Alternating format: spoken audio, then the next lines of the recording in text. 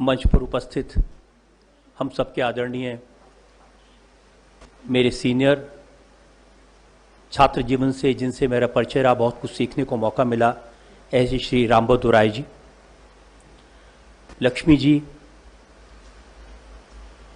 बजरंग जी, मिलिंद जी, मुरारी लाल जी और रमेश जी,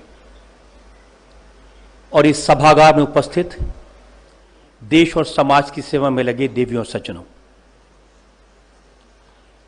सबसे पहले तो मैं लक्ष्मी जी का बहुत आभार व्यक्त करना चाहता हूं कि उन्होंने इस पवित्र काम में सम्मिलित होने के लिए मुझे आमंत्रित किया। पिछले 1 साल से मैं किसी कार्यक्रम में शामिल नहीं हुआ, बस टीवी के स्टूडियो पर बैठ के जो कार्यक्रम करते थे वही कर पाते थे। ऐसे टीवी के शोज जिसमें ऑडियंस सम्मिलित हो, ऐसे शोज भी नहीं कर पाए, लेकिन लक्ष्मी जी का आग्रह टाल नहीं पाया, तो साल भर में ये पहला सार्वजनिक कार्यक्रम है जिसमें मैं सम्मिलित हुआ। और मैं आप सबको बहुत बधाई देना चाहता हूं, अभिनंदन करना चाहता हूं।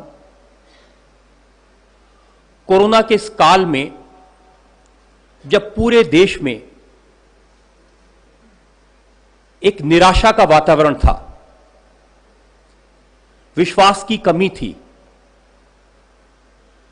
लोग कहते थे कि हमारे देश में तो स्वास्थ्य सेवाएं नहीं हैं, हमारे पास डॉक्टर्स नहीं है, नर्सेज नहीं है, पीपीई किट नहीं है, कोरोना की महामारी जब हमारे देश पर आएगी तो कीड़ों मकोड़ों की तरह लोग मरेंगे, लाशें उठाने वाला कोई नहीं होगा।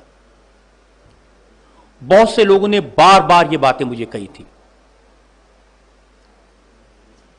लेकिन हम जानते हैं कि इस देश के संकल्प से, प्रधानमंत्री के प्रयास से, लॉकडाउन करने के कड़े निर्णय से और जिस तरह से पूरे देश में लोगों ने सहयोग किया, हम इस महामारी से देश को बचा पाए। और आज इसका जिक्र करना इसलिए जरूरी है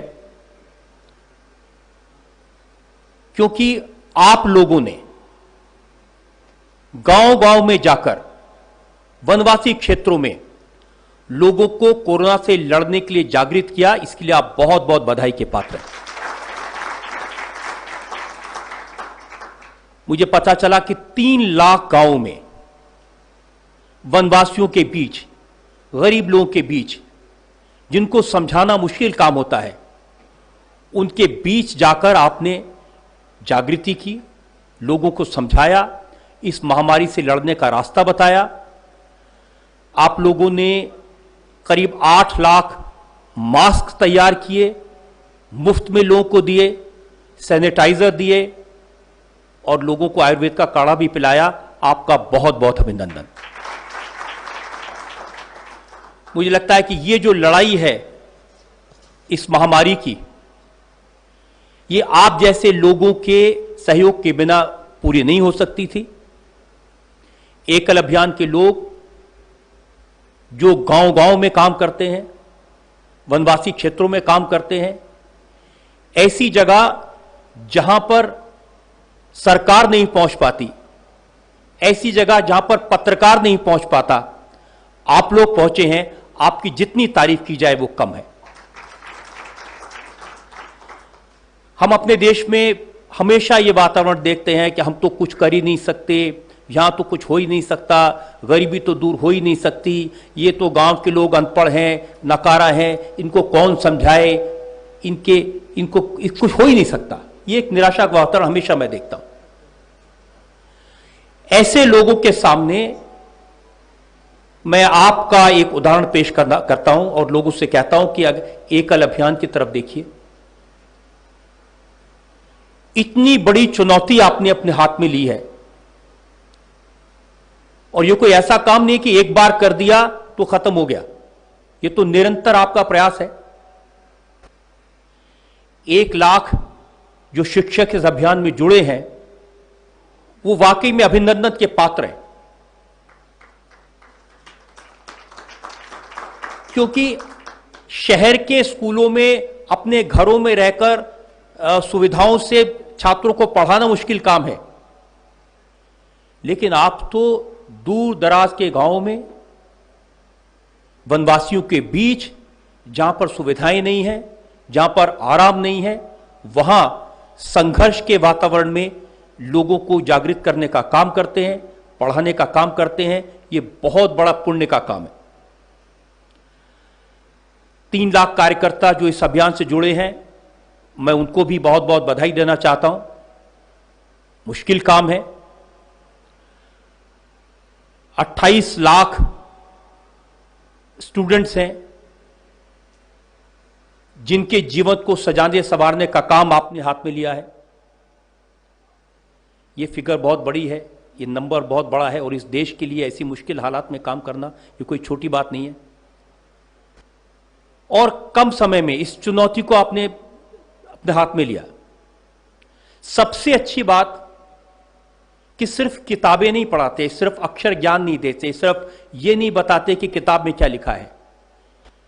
ट्राइबल एरियाज में छात्रों के जीवन का समग्र विकास करने का काम आपने हाथ में लिया है। यह देश की बहुत बड़ी सेवा है। आज जब मैंने यहां भजन सुने, लक्ष्मी जी ने बताया कि ये सब कार्यकर्ता हैं। मैंने इनके वीडियोस देखे हैं यूट्यूब पर, कैसे छोटी छोटी जगहों पर गांवों में जाकर राम नाम के भजन गाकर, नारायण नारायण के भजन गाकर लोगों के मन में भारतीय संस्कृति के प्रति, भारत की विरासत के प्रति जागरूकता पैदा करते हैं, उनको जानकारी देते हैं, ज्ञान देते हैं। ये अपने आप में अनूठा काम है। यहां हम इनके भजन सुनते हैं, यहां इनके मुंह से ओम सुनते हैं, तो भगवान के सामने माथा झुक जाता है। वनवासी क्षेत्रों में, गांव के क्षेत्रों में, जहां पर ऐसे ज्ञान की बहुत आवश्यकता है, जहां पर शायद अभी शहर के ज्ञान की रोशनी पहुंच ही नहीं पाई थी, वहां पर शिक्षा के साथ साथ समग्र विकास के लिए, उन्हें सक्षम बनाने के लिए, संस्कृति और विरासत से जोड़ने के लिए ये जो कथाकार काम कर रहे हैं, ये बहुत बड़ा काम है। मैं उनका बहुत बहुत अभिनंदन करता हूं। इस श्री हरि के नाम से, सत्संग के नाम से, भजन के माध्यम से जब हम लोगों को भारत की संस्कृति का पाठ पढ़ाते हैं, जब उन्हें बताते हैं कि हमारे देश के जीवन मूल्य क्या हैं, तो इससे एक बड़ा लाभ ये होता है कि वो गांव के लोग, वो वनवासी लोग हमसे जुड़ पाते हैं। उन्हें भी पता लगता है कि ये देश कितना बड़ा है, इस देश की संस्कृति कितनी महान है, इस देश की परंपराएं क्या हैं, क्योंकि बरसों से वो लोग इन सब बातों से अछूते रहे हैं। और इन बातों को मुझसे ज्यादा आप जानते हैं, क्योंकि आप तो उसको अनुभव करते हैं, उनके बीच में रहते हैं। लेकिन मैं इस बात का जिक्र इसलिए कर रहा हूं कि यह बात पूरी दुनिया को पता चलनी चाहिए। आपका जो योगदान है, आपको जो कंट्रीब्यूशन है, वो अतुलनीय है, उसकी कोई तुलना नहीं की जा सकती।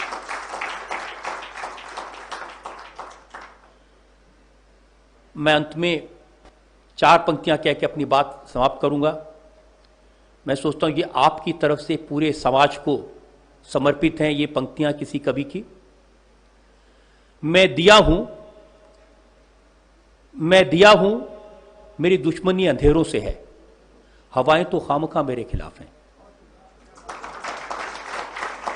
मैं दिया हूं, मेरी दुश्मनी तो अंधेरों से है, आप तो गांव गांव जाकर के लोगों के घर में रोशनी पैदा करते हैं, दिया जलाते हैं।